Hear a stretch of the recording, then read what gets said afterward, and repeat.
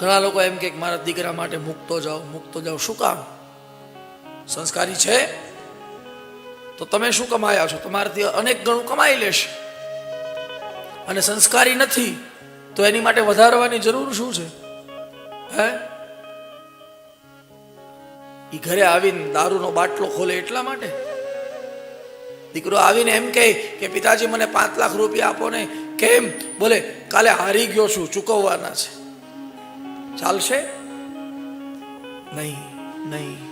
જે દિવસે તમારો દીકરો આવીને એમ કહેશે કે પિતાજી મને 5,000 રૂપિયા આપો, દારૂનો બાટલો ખરીદવો છે, એ સમયે ખબર પડશે, પસ્તાવો થશે કે આ સંપત્તિ વધારી એની કરતા આ સંપત્તિ કોઈ ટ્રસ્ટને દાનમાં આપી દીધી હોત ને સાહેબ, તો ત્યાં સેવા તો થાત. આવી આ સંપત્તિ આવી કથામાં વાપરી નાખી હોત. એટલા માટે કહું,